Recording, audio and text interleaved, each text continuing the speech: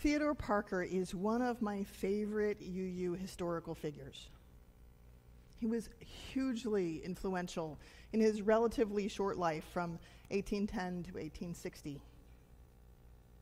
He was a fantastic preacher, compelling and challenging, and willing to overturn the most broadly accepted religious concepts of the day. He directly challenged the belief that the Bible was factual, something that was commonly held, and he called the supernatural and creedal beliefs of most of his fellow Christians so much garbage. From the pulpit. Can you imagine the stir that caused in 1841? He pared the core truths of Christianity down to loving your fellow humans as yourself and loving God, and described God as both Father and Mother of our souls. None of this went over very well. He caused more than one scandal, for sure. But in the end, that just gave him a bigger audience than most other preachers in Boston. He actually had a congregation that was made up of 3% of the entire population of Boston. And that gave him a platform, which he put to use. He became the central voice for the abolition of slavery very quickly. He preached it and he lived it. He hid escaped slaves in his own home. He performed weddings for other escaped slaves. Both of those were illegal. And as you heard, he openly advocated breaking the law. Theodore Parker also made a habit of self-examination in the context of his values and morality, and double-checked himself over time for whether he was living up to the best of what he believed.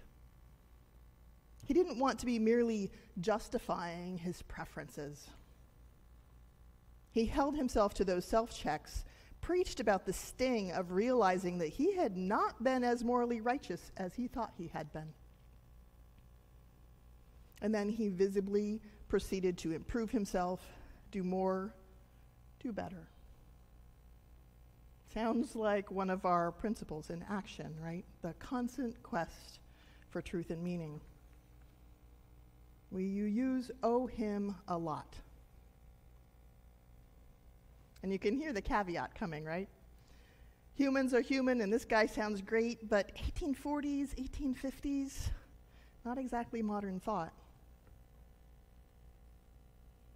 I had to select carefully to get decent quotes, and not just because his sermons are each about 7,000 words long. Theodore Parker was a white supremacist. He had a passionate vision of Anglo-Saxon domination of the entirety of North and South America. He was a pro-colonizer who detested Spaniards, Mexicans, and Irish immigrants. If you note what group that has in common, you won't be surprised that he was also a Protestant Christian supremacist also. He was patronizing to the black people he aided. He never mentioned indigenous people at all that I can find in his writing. Kind of very yikes. Now, absolutely, he believed that slavery wasn't the natural condition for anyone. But he was also clear that the pinnacle of God's creation was Anglo-Saxon white Protestant, with maybe a little admixture of other races to cool down that white tendency towards war and aggression. We have to cherry pick his sermons to get the good stuff. And many of them could just as easily be used to support a white supremacist rally today. Quite a person to have as a core historical influence in our denomination. Some of the centering of whiteness that we are unlearning as a denomination, some of those bad reflexes we inherited right from Theodore Parker. Now, I could stop here and it would seem complicated enough. Beloved historical figure or not so great a human. But our UU history is actually even more complicated than that. It's not just our worst habits and reflexes that need to be worked on. We also need to work on our best habits and reflexes, the best impulses that we inherited.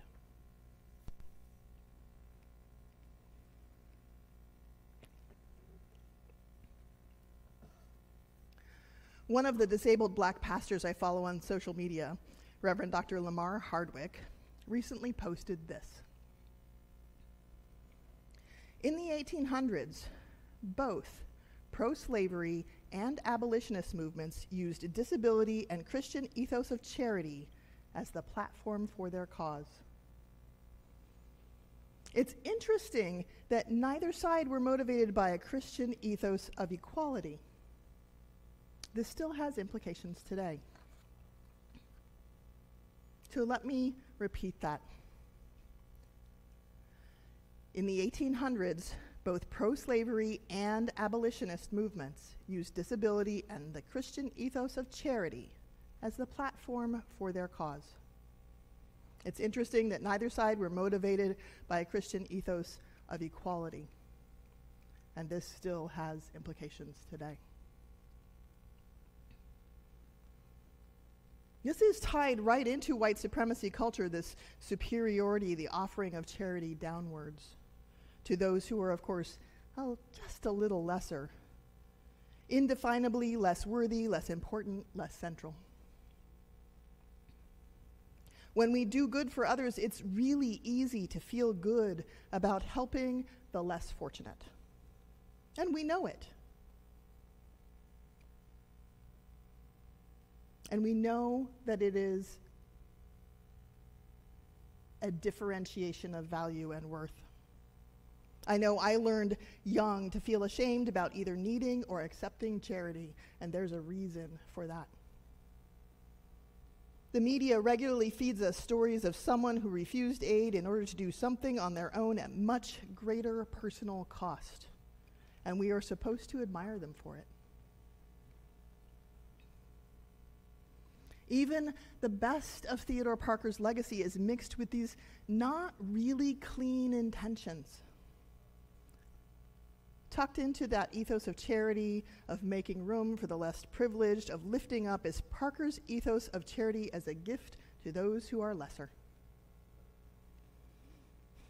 Equality is named as an ideal, but it is the souls of white folk that Parker is ultimately concerned with. It is the character of those white Anglo-Saxon Protestants who fight for justice or look away and serve their own ends that he is talking about. It's still about the white people in his story. The bystanders who need to act to meet the demands of their God, their characters, their souls, all white. That doesn't sound like it was about equality at all.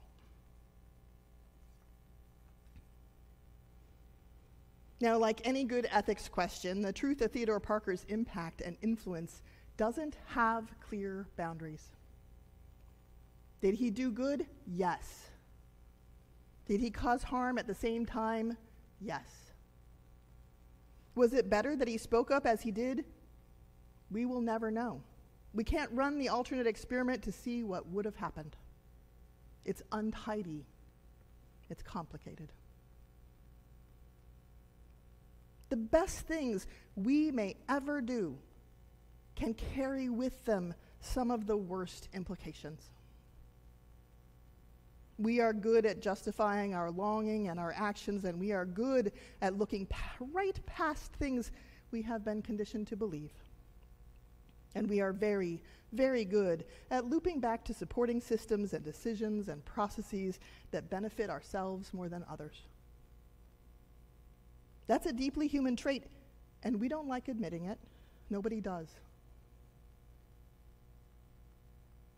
So here we are again as a denomination, Unitarian Universalist, studying and analyzing our institutions, our processes, our principles, and remembering our commitments to the ongoing growth. The Commission on Institutional Change, the Eighth Principle Project, looking at adding language around accountability and dismantling racism and oppression. This denomination is up to our elbows in the untidy work of challenging ourselves and our assumptions, checking for that sting, checking to see if we are just justifying what we want or if we actually can do better. It's super uncomfortable work. It may never be all the way done. And bless him or curse him or both, Theodore Parker has something to say on that too. I will leave you with his words, adjusted for gender inclusion.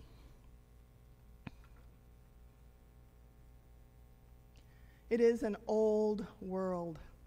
Humankind is no new creation, no upstart of today, but has lived through hard times and long. Yet what is the history of humanity to the nature that is in us all? The instinctive hunger for perfect knowledge will not be contented with the repetitions of a remembered feast. There are new truths to come. Truths in science, morals, politics, religion. Some have arrived not long ago upon the planet, many a new thing under the sun. At first we gave them doubtful welcome, but if you know that they are truths, fear not. Be sure that they will stay, adding new treasures to the consciousness of humanity, new outward welfare to the blessedness of earth. And to Theodore Parker, I say, may it be so, blessed be, and amen.